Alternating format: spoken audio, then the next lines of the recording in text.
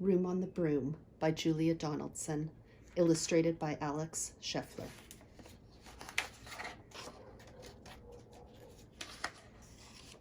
Room on the Broom. The witch had a cat, and a very tall hat, and long ginger hair which she wore in a plait. How the cat purred and how the witch grinned, as they sat on their broomstick and flew through the wind. But how the witch wailed and how the cat spat, when the wind blew so wildly, it blew off the hat. Down, cried the witch, and they flew to the ground. They searched for the hat, but no hat could be found. Then out of the bushes on thundering paws there bounded a dog with the hat in his jaws. He dropped it politely, then eagerly said, as the witch pulled the hat firmly down on her head, "I'm a dog, as keen as can be. Is there room on the broom for a dog like me?"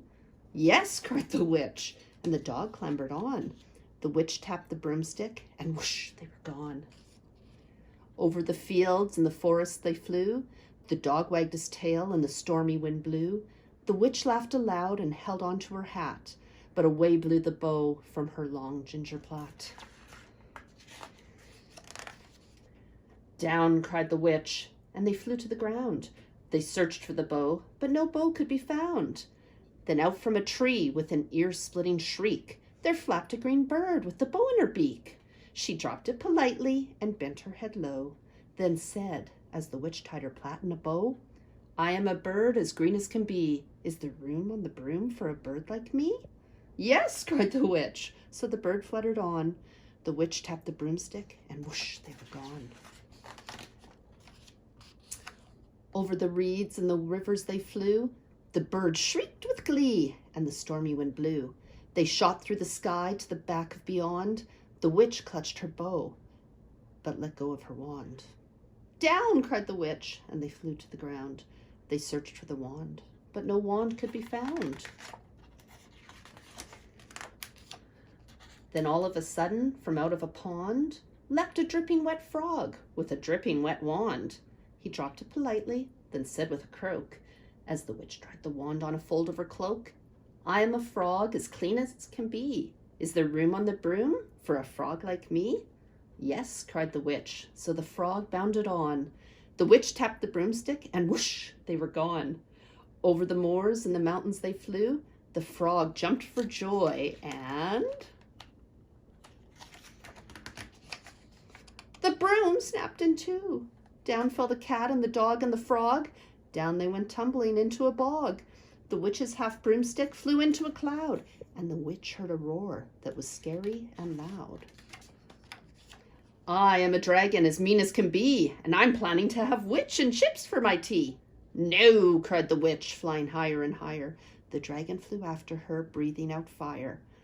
"Help!" cried the witch, flying down to the ground. She looked all around, but no help could be found.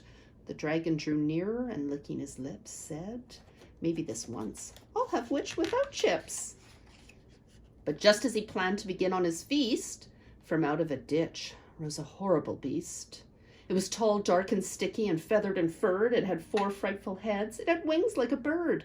And its terrible voice, when it started to speak, was a yowl and a growl and a croak and a shriek. It dripped and it squelched as it strode from the ditch, and it said to the dragon, "Buzz off, that's my witch."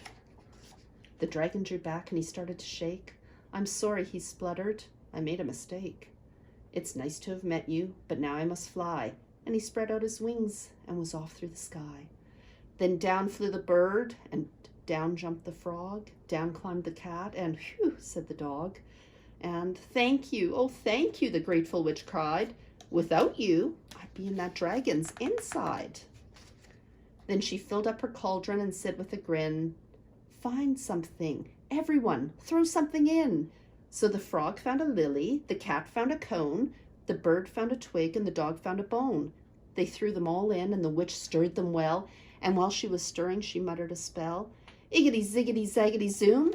Then out rose a truly magnificent broom, with seats for the witch, and the cat and the dog, a nest for the bird, and a shower for the frog.